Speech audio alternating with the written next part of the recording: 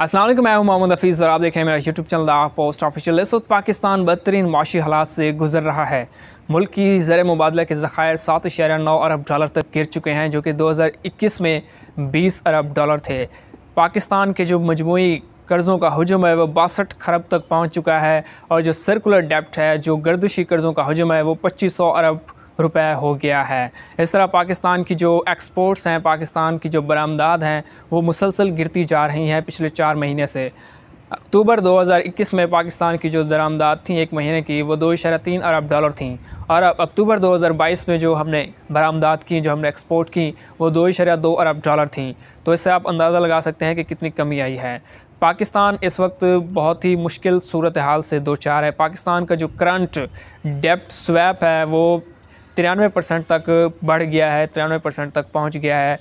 Current डेप्ट swap एक ऐसी situation होती है जिसमें आप अंदाज़ा लगा सकते हैं कि जो कोई मुल्क कर्ज़े उठाता है, जो मुल्क डेप्ट लेता है, उसकी सलाहियत ख़त्म हो जाती है, वो कर्ज़े वापस करने की सलाहियत ख़त्म हो जाती है। और अगर किसी मुल्क की कर्ज़े वापस करने की सलाहियत ख़त्म हो जाए तो उस मुल्क को डिफ़ॉल्ट करार दे दिया जाता है, उस मुल्क को दिवालिया करार दे दिया जाता है। तो पाकिस्तान इस सिचुएशन, इस हालत के करीब अब पहुँच चुका है। पाकिस्तान का जो करंट डेप्ट स्वैप है वो 90% से भी तजावज़ कर चुका है, जो कि अक्टूबर में 52% था, लेकिन अब नवंबर में 93% तक पहुंच चुका है। तो पाकिस्तान डिफ़ॉल्ट दिवालिया होने के करीब है। बहुत से जो इकोनॉमिक एक्सपर्ट हैं वो ये अंदाज़ा लगा रहे हैं कि बहुत जल्द पाकिस्तान खुदा न खास्ता पाकिस्तान दिवालिया हो जाए, डिफ़ॉल्ट हो जाए। तो ये सिचुएशन बनी क्यों है? ये सिचुएशन इसलिए बनी है क्योंकि हमारे जो एक्सपोर्ट हैं वो मुसलसल गिरती जा रही हैं। रेमिटेंसेस हमारे जो हैं वो कम होते जा रहे हैं। बाहर मुल्क से जो पैसे आते हैं रेमिटेंसेस कहते हैं। हमारे जो ओवरसीज़ पाकिस्तानी हैं वो अब जो पैसा भेज रहे हैं, रकूम भेज रहे हैं, वो बहुत कम तादाद में भेज रहे हैं एज़ कम्पेयर टू जब इमरान खान की हुकूमत थी। तो उस वक्त जो रेमिटेंसेस थे वो बहुत ज़्यादा तादाद में आ रहे थे और पाकिस्तान अपना सिस्टम चला रहा था, लेकिन अब रेमिटेंसेस भी कम हो गए हैं। तो टोटल जो कर्ज़ों का हजम है वो 62 खरब तक पहुंच चुका है और पाकिस्तान को अगले साल जो 2023 शुरू होना में, इसमें पाकिस्तान को 30 से 32 अरब डॉलर दरकार होंगे। 3-4 अरब डॉलर ऐसे पाकिस्तान को चाहिए होंगे जो पाकिस्तान ने कर्ज़ अदा करने हैं, पाकिस्तान ने जो डेप्ट रिपेमेंट करनी है उसके लिए पाकिस्तान को 3 से 4 अरब डॉलर चाहिए होंगे। लेकिन पाकिस्तान के हाथ अभी कुछ नहीं है। हमारे जो फ़ॉरेन एक्सचेंज रिज़र्व हैं, जो ज़र मुबादले के ज़खायर हैं, वो 7.9% तक गिर चुके हैं। और ये जो ज़खायर में पैसा मौजूद है 7.9 अरब डॉलर, ये भी दोस्त ममालिक का पैसा है, ये भी उधार लिया हुआ पैसा है।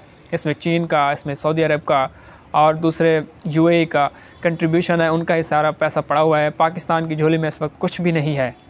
तो इसलिए ये अंदाज़ा लगा जा रहा है कि पाकिस्तान शायद डिफ़ॉल्ट हो जाए।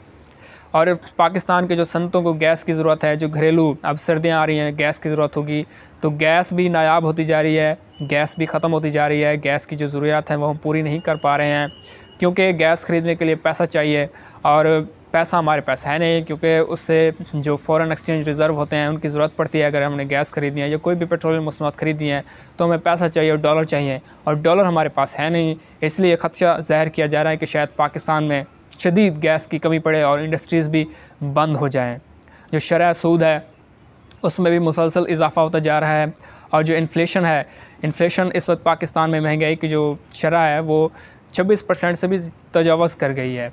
ये एक इतनी भयानक सिचुएशन है कि किसी भी मुल्क में ऐसी महंगाई इस वक्त नहीं है जितनी पाकिस्तान में आप कह सकते हैं कि चल रही है। 26% एक बहुत बड़ी लेवल होती है, बहुत बड़ी सतह होती है 26%। और नॉर्मल जो होती है किसी मुल्क की वो महंगाई की शरह वो 6 से 7% होती है, लेकिन पाकिस्तान में आप अंदाज़ा लगा सकते हैं ये कितनी बड़ी शरह है। 26% इस वक्त पाकिस्तान में इन्फ्लेशन रेट चल रहा है। जो रोज़मर्रा की अशिया हैं, जो ज़रूरत की अशिया हैं, वो भी बहुत महंगी हो गई हैं, डबल प्राइस हो गए हैं। और जो लोग डेली का कमाते हैं, डेली का खाते हैं, जो रोज़ाना कमाते हैं, रोज़ाना खाते हैं, उनके लिए तो जीना भी मुश्किल हो गया है। तो इस वक्त पाकिस्तान बहुत ही बुरे हालात से गुज़र रहा है और ये एक अदर फेज़ है, ये एक दूसरा फेज़ है। पाकिस्तान जब इतनी बड़ी इस साल में एक इकोनॉमिक कोलैप्स डाउन देख रहा है, इकोनॉमिक स्टैग्नेशन देख रहा है, ये सब कुछ क्यों हो रहा है? ये सब कुछ पाकिस्तान में जो पॉलिटिकल इंस्टेबिलिटी है उसकी वजह से हो रहा है। पाकिस्तान में इस वक्त बहुत ज़्यादा सियासी इंतशार है। जो नए आर्मी चीफ़ तैनात होने हैं उस पर बहुत ज़्यादा बहस हो रही है, उस पर बहुत ज़्यादा डिस्कशन हो रही है और हर पार्टी चाह रही है कि उसकी फेवर का आर्मी चीफ़ लगे।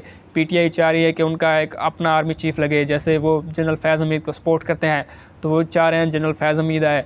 नून लीग वाले अपना आर्मी चीफ़ लगाना चाहते हैं, जरदारी अपना आर्मी चीफ़ लगाना चाहते हैं। लेकिन जो असल मुल्क की मसाइल हैं, जो इकॉनमिक सिचुएशन है मुल्क की, जो कि मेल्ट डाउन हो रही है, उस पर कोई तवज्जो नहीं दे रहा। ये बुनियादी जो रीज़न्स हैं उनके लिए है ही नहीं। ये जो हमारी प्रायोरिटीज़ हैं, इकॉनमी हमारे प्रायोरिटीज़ में शामिल ही नहीं है। हम सारे उस चक्कर में एक सीट के जो 22 ग्रेड का ऑफिसर लगना है, हम उसके सारे पीछे पड़े हुए हैं कि वो कौन सा नया आर्मी चीफ़ बनेगा, ताकि जो भी आर्मी चीफ़ बने हर पार्टी चाह रही है कि वो उस पार्टी को सपोर्ट करे।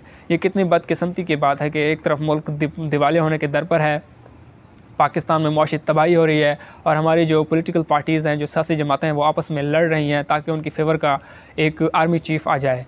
ये किसी भी मुल्क के लिए बदकिस्मती की बात होती है। एक तरफ तो ये कहते हैं कि जो फ़ौज का किरदार है वो सियासत में नहीं होना चाहिए, लेकिन दूसरी तरफ ये अपनी मर्ज़ी का आर्मी चीफ़ चाहते हैं ताकि वो इनको सपोर्ट करे। तो ये हिपोक्रेसी है इन पॉलिटिकल पार्टीज़ की।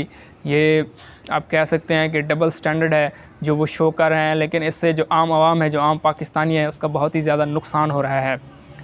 बांग्लादेश जो कि 1971 में पाकिस्तान से आज़ाद हुआ, उसके जो फ़ॉरेन एक्सचेंज रिज़र्व हैं वो 40 अरब डॉलर हैं। इस तरह इंडिया के जो फ़ॉरेन एक्सचेंज रिज़र्व हैं वो 500 अरब डॉलर के हैं। तो हमारे कितने हैं? हमारे 7.9 अरब डॉलर के जो रिज़र्व हैं वो भी उधार पर लिए हुआ है, सारा पैसा है। तो हम कहाँ जा रहे हैं और हमारी क्या मंजिल है, हमारे क्या फ्यूचर है?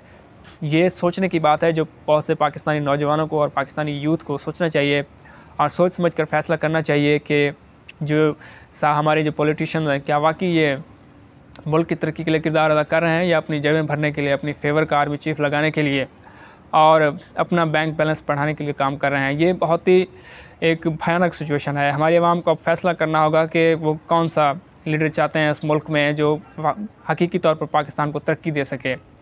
ये जो सारा माफिया है, ये जो अभी सारी पॉलिटिकल पार्टीज़ हैं, इनको सबको आजमा के देख लिया गया है कि ये सारे पाकिस्तान की तबाही में अपना किरदार अदा कर रहे हैं। कोई इन्होंने ऐसा रोल नहीं प्ले किया कि पाकिस्तान की इकॉनमिक डेवलपमेंट हो।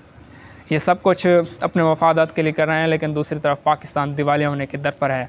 जिस तरह कुछ महीनों पहले श्रीलंका दिवालिया हो गया था और सारी आवाम सड़कों पर आ गई थी, पाकिस्तान की भी वही सिचुएशन बनती जा रही है कि पाकिस्तान की जो आवाम है वो सड़कों पर आ जाए, मुल्क दिवालिया हो जाए, चीज़ें महंगी हो जाएँ, चीज़ों की शार्टेज हो जाए, ना पेट्रोल मिले, ना डीज़ल मिले, ना खाने पीने की अशिया मिलें।